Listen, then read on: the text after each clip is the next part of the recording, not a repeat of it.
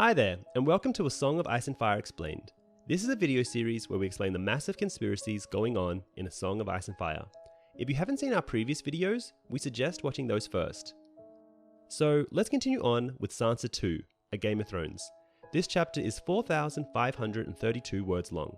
In this chapter, Sansa is enthralled by the tourney, but sees Gregor Clegane kill Sir Hugh in a joust, and after a victory, Sir Loras Tyrell gives her a rose. During the feast that follows, Prince Joffrey is very courteous, but afterward, he orders the Hound to escort Sansa back to her chambers.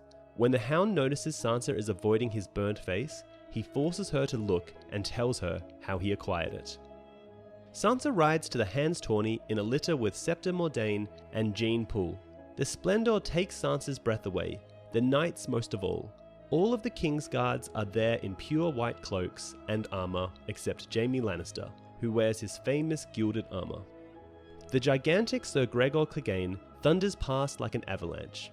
Sansa also spies Yoren Royce and whispers to Jean that he wears bronze armor that is thousands of years old, engraved in runes that protects the wearer. Septa Mordane points out Lord Jason Mallister in an eagle-winged helmet and silver-chased indigo armor. The girls giggle at the warrior priest Thoros of Myr until the Scepter tells them he once scaled the walls of Pike with a flaming sword. Although frightened by the dark-skinned Jalaba Zoe, when Jean sees Lord Beric Dondarrion, she states she is willing to marry immediately.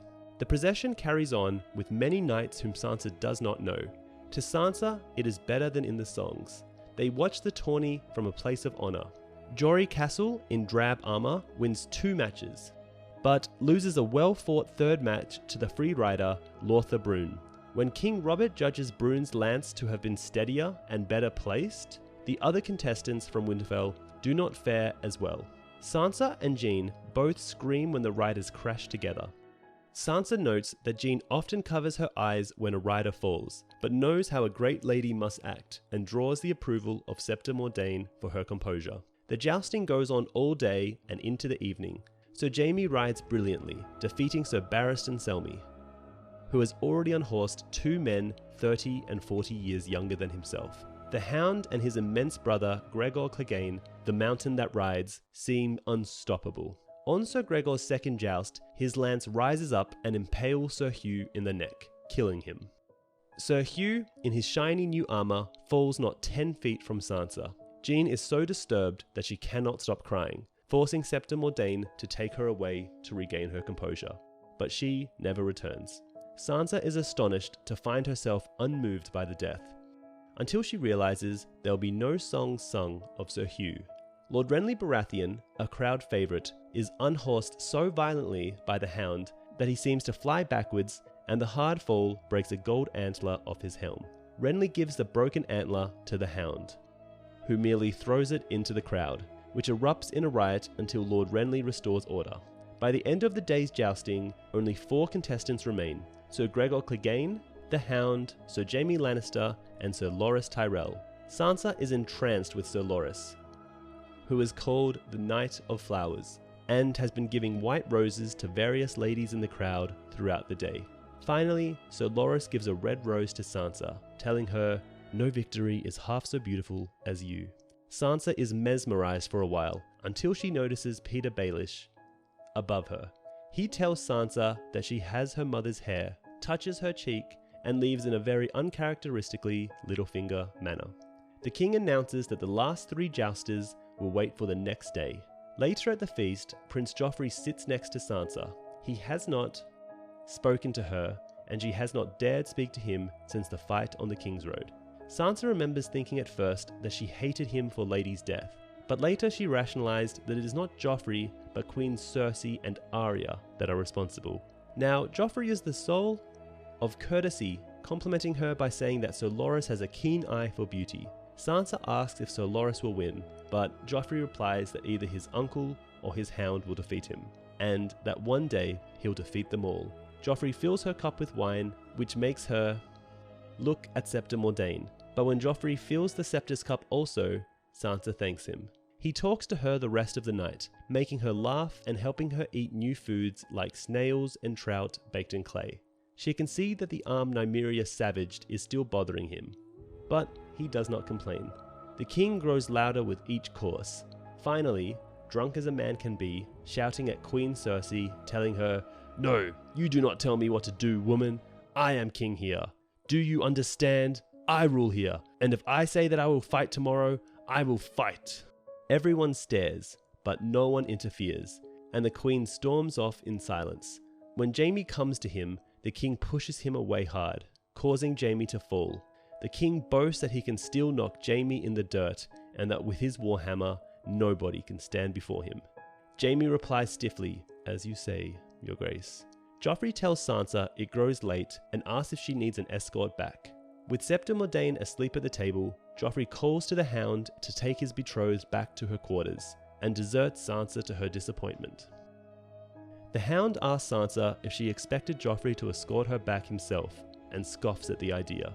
Sansa's dreamy night has suddenly vanished. She does not like the idea of the Hound taking her back to the apartments, but cannot wake Septa Mordane.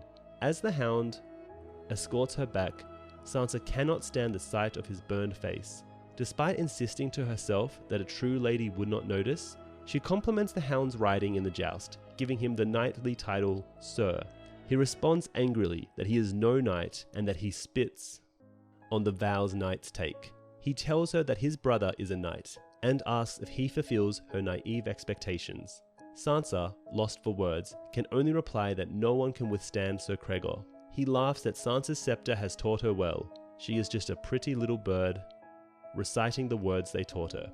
When Sansa tells the Hound that he is frightening her, Sandor only continues his story, insisting that during the tourney, his brother noticed Sir Hugh's improperly fastened gorget and purposely let his lance ride up to kill Sir Hugh.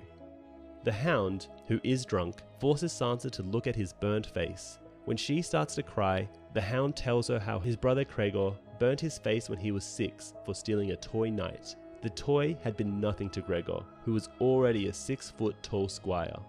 He had lifted Sandor bodily up and pressed his face into a brazier. 4 years later, they had anointed Cregor with the 7 oils, and after he said his vows, he was called Sir Cregor. Sansa now feels sad for the Hound, and is no longer afraid of him.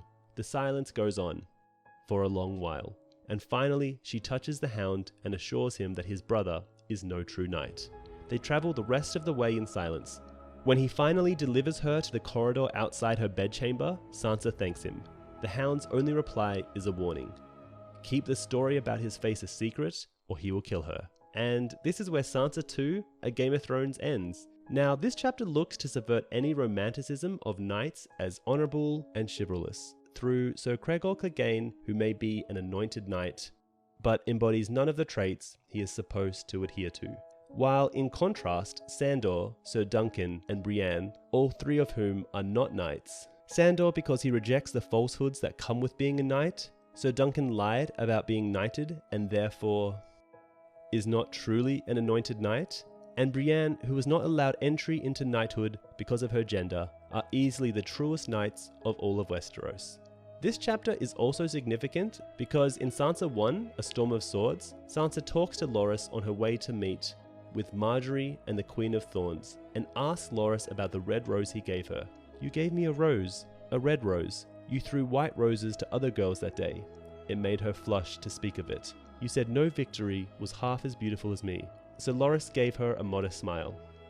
"I spoke only a simple truth, that any man with eyes could see." He doesn't remember, Sansa realized, startled. He is only being kind to me. He doesn't remember me, or the rose, or any of it. She had been so certain that it meant something, that it meant everything. A red rose, not a white. This was probably meant to show how we attach meaning where none was meant. Sansa then goes on to displease Loras by trying to make the rose meaningful. Moreover, Littlefinger's queer encounter with Sansa is noticeable, and this might have been the exact moment when he decided to include her in his plans in place of Catelyn, because, like her mother, you have the Tully look, and you have her hair. Littlefinger leaves abruptly without saying anything sarcastic like he normally does. Lastly, in the jousts, Harwin was unhorsed by Meryn Trant, and Alan fell to Sir Balon Swan. Jaime narrowly defeated Barristan, and Thoros of Myr defeated Beric Dondarrion. And that's about it for Sansa 2, A Game of Thrones. In the next video, we'll cover Eddard 7 and continue from there. Now, here are the differences between the HBO TV show and book. In the show, the Hound isn't shown participating in the tourney, and he spends all his time on the royal pavilion. In the show, there is no feast where Robert gets drunk and declares he will fight in the melee. And Sansa is escorted by the Hound. Rather, in the show, it is Peter who tells Sansa the origins of how the Hound got his burnt face. Anyway, that's it for today's episode. If you want to see more of A Song of Ice and Fire Explained, please like, share, and subscribe. Also, when you get the chance, try out Fantasy Flight's A Game of Thrones board game, digital edition.